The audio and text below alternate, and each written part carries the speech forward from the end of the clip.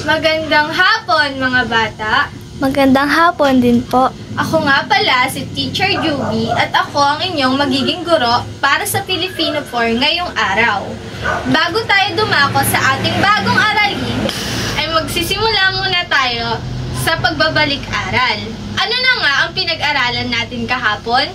Ito po ay mga uri ng pang-abay. Maaari ka bang magbigay ng mga uri ng pang-abay? Ang mga uri ng pang-abay ay pang-abay na pamaraan, pang-abay na pamanahon, pang-abay na panlunan. Kung gayon, dadako na tayo sa ating panibagong aralin. Ang paksa ng ating pag-aaralan ngayon ay tungkol sa sanhi at bunga ng mga pangyayari. Ang sanhi ay nagsasaad ng dahilan ng isang pangyayari. Samantalang ang bunga naman ay ang nagiging epekto o resulta ng isang pangyayari. Magbibigay si teacher ng isang halimbawa. Halimbawa, dahil sa malakas na bagyo ay maraming bahay ang nasira. Alin doon ang sanhi? Dahil sa malakas na bagyo. At alin naman doon ang bunga? Maraming nasirang bahay. Mahusay. Ngayon ay may ilan pa ditong halimbawang hinanda si teacher. Number 1, dahil sa paglakas ng hangin ay natumba ang puno. Mapapansin nyo na nakasalang guhit ang dahil sa. Ang dahil sa ay sabi nga natin kanina ay ang pinagmumulan o ang nagsasaad ng dahilan sanhi. Sa pangalawa naman nating halimbawa, nag-aaral ng mabuti si Pedro kaya naman nakapasa siya sa pagsusulit. Alin naman dito ang bunga? Nakapasa siya sa pagsusulit. At ang sanhi ay? Nag-aral ng mabuti. Mahusay. Sa number 3 naman, bunsod ng pagbubukas ng pinto, pumasok ang lamok sa loob ng bahay. Ang nakasalang guhit sa ating halimbawa ay bunsod ng.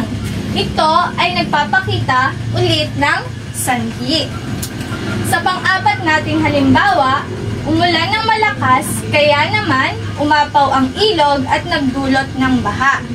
Kung mapapansin nyo, ang nakasalang guhit ulit sa ating halimbawa ay kaya naman. Ito ay naghuhudyat na ito ay isang bunga ng pangyayari.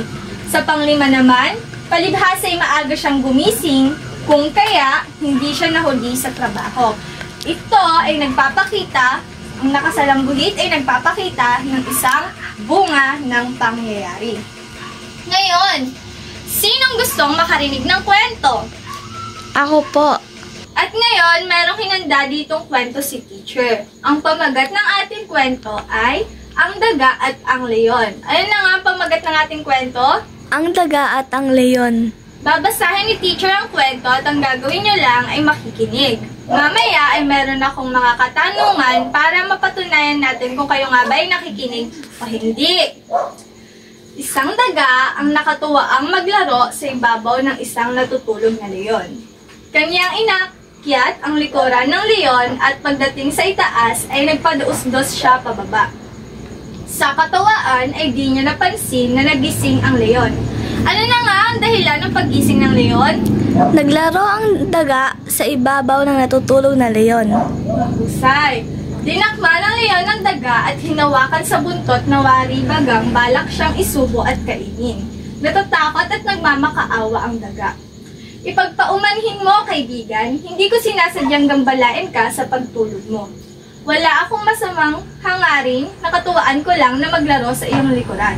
Huwag mo akong kainin.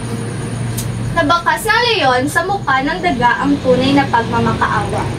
Sige, pakakawalan kita pero sa susunod ay huwag mong gambalain ang pagtulog ko. Ano na nga ang naging dahilan ni leon para pakawalan ng daga? Dahil ang daga ay nagmakaawa. Magaling! Salamat kaibigan! Balang araw ay makakaganti rin ako sa kabutihan mo, sagot ng daga. Lumipas ang maraming araw at minsan sa pamamasyal ng daga sa kagubatan ay kanyang napansin ng isang lambat na nakabitin sa puno.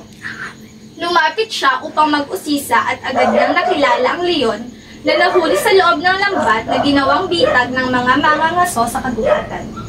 Dali-daling inakit ng daga ang puno at ninatngat ang lubid na nakatali sa lambat. Agad namang naputol ang lubid at bumagsak ang lambat at ang leon na nasa loob. Ano na nga ang naging dahilan ng pagkaputol ng lubid? Ginatngat niya ang lubid. Magaling! Mabilis na bumaba ang daga at tinulungan ang leon na nakawala sa lambat. Utang ko sa iyo ang aking buhay. Laking pasasalamat na sabi ng leon sa kaibigan niyang daga. Ngayon, meron ako ditong hinandang ilang mga katanungan. Sino na nga ang tauhan sa ating kwento? Ang mga tauhan sa kwento ay ang daga at ang leon. At saan naman ginanap ang ating kwento? Ang kwento ay ginanap sa kagubatan. Mahusay. Ngayon, alin dito ang sa tingin nyo ay magbibigay sa inyo ng aral? Ano ang aral na nakuha nyo sa ating kwento? Maging mabait sa anumang oras. Magaling! Ngayon, ano na nga pinag-aralan natin sa araw na ito? Ang ating pinag-aralan ay tungkol sa sanhi at ang bunga. Maaari ka bang magbigay ng isang halimbawa ng sanhi? Si Ana ay tumatakbo na mabilis kaya siya ay nadapa. Alin doon ang sanhi? Tumatakbo ng mabilis. At ano ang naging bunga? Siya ay nadapa. Magaling! Ngayon, meron ba kayo natutunan sa araw na ito? Meron po. Kung ganon, hanggang dito na lamang, hanggang sa muli.